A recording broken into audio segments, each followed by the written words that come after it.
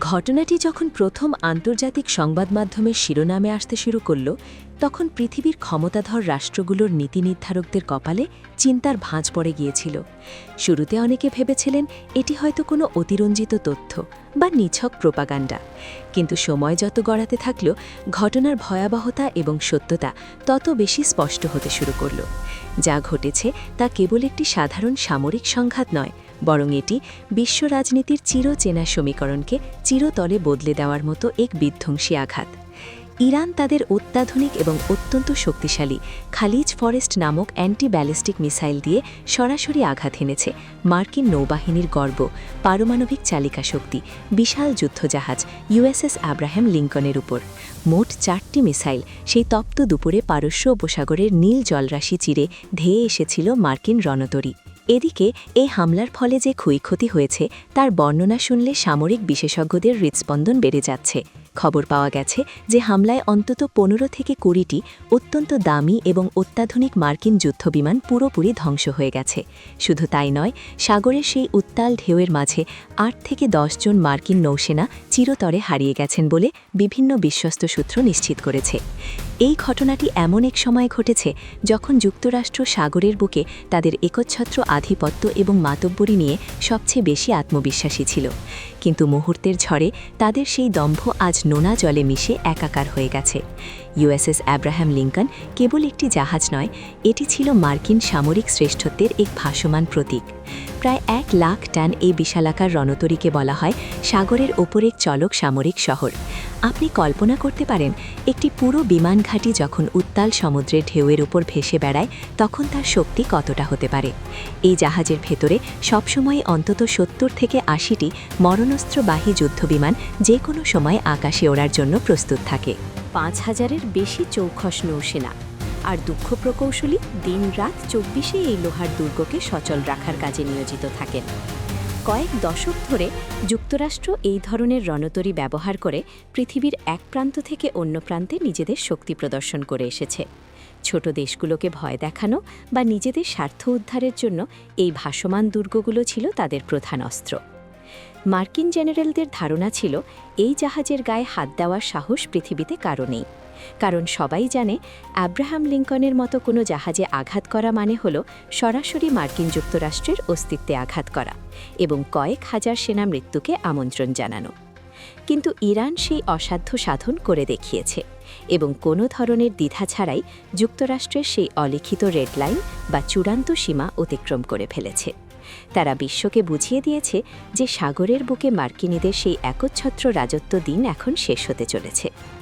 এই হামলার পরে পুরো কাহিনীটি কোনো দুর্ধর্ষ থ্রিলার সিনেমার চেয়ে রোমাঞ্চকর। দক্ষিণ চীন সাগর থেকে দীর্ঘ পথ পাড়ি দিয়ে ইউএসএস আব্রাহাম লিঙ্কন যখন ইরানের উপকূলের দিকে আসছিল তখন তাদের মনে এক ধরনের জয়ের নেশা ছিল।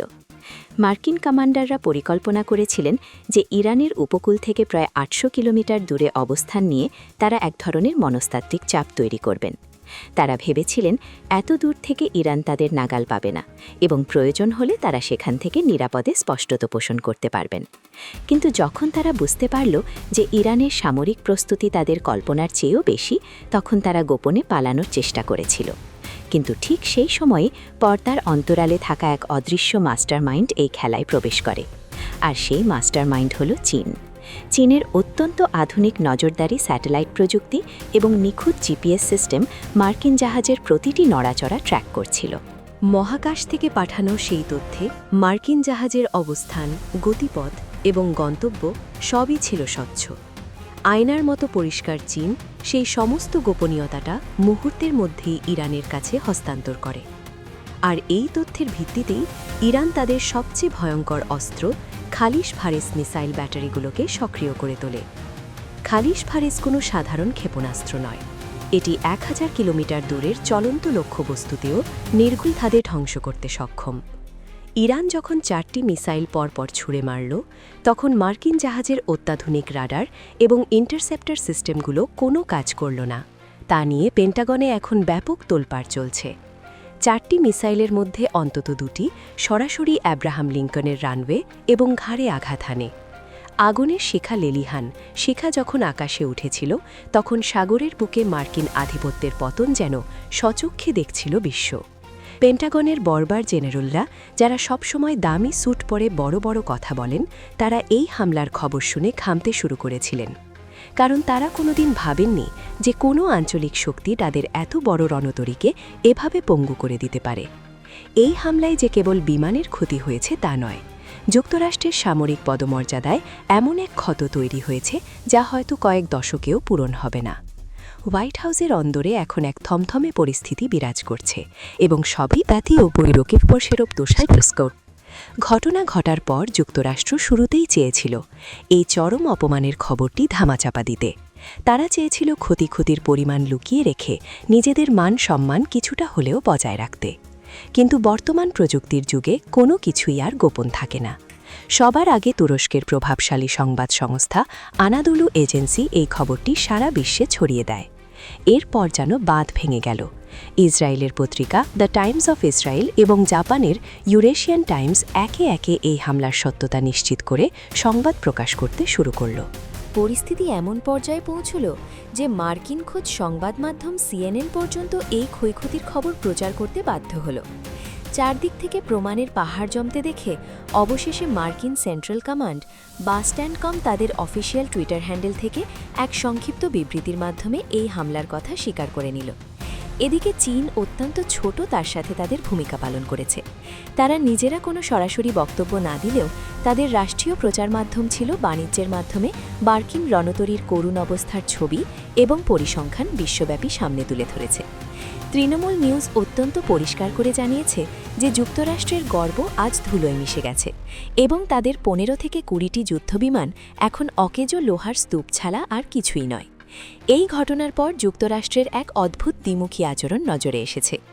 এতদিন যারা ইরানের ওপর কঠোর থেকে কঠোরতর নিষেধাজ্ঞা দিয়ে আসছিল এবং আলোচনার কথা বলে তলে তলে যুদ্ধের প্রস্তুতি নিচ্ছিল, তারা এখন হঠাৎ করে যুদ্ধবিরতির প্রস্তাব দিতে শুরু করেছে। মার্কিন নীতি নির্ধারকরা এখন বুঝতে পারছেন যে মধ্যপ্রাচ্যের সমীকরণ আর আগের মতো নেই। ইরানের এই সাহসী পদক্ষেপ তাদের মনে এক গভীর ভয়ের জন্ম দিয়েছে। তবে ইরান এই 12 মার্কিনীদের এই মিষ্টি কথায় ভুলছে না, যেখান থেকে স্পষ্ট জানিয়ে দেওয়া হয়েছে যে তাদের আত্মরক্ষার জন্য কোনো নির্দিষ্ট ভৌগোলিক সীমানা নেই। যারা অন্যের সীমান্তে অনধিকার প্রবেশ করবে এবং বিনা উস্কানিতে হামলা চালাবে, তাদের পরিণতি এমনই হবে। ইরান যুক্তরাষ্ট্রের যুদ্ধবিরতি প্রস্তাবকে একটি ভণ্ডামি হিসেবে অভিহিত করে তা সরাসরি প্রত্যাখ্যান করেছে। তারা প্রমাণ করেছে যে সঠিক সময়ে সঠিক বুদ্ধি এবং সাহস থাকলে তথাকথিত পরাশক্তিকেও চরম লজ্জা দেওয়া সম্ভব। মার্কিনীদের সেই আগের মাতব্বরই এখন আর কাজ করছে না, বরং তারা এখন সাগরের প্রতিটি বাঁকে নিজেদের প্রাণের ভয়ে দিন কাটাচ্ছে। বিশ্বের নামকরা সামরিক বিশেষজ্ঞরা এই পুরো অপারেশনটি বিশ্লেষণ করে রীতিমতো বিস্মিত।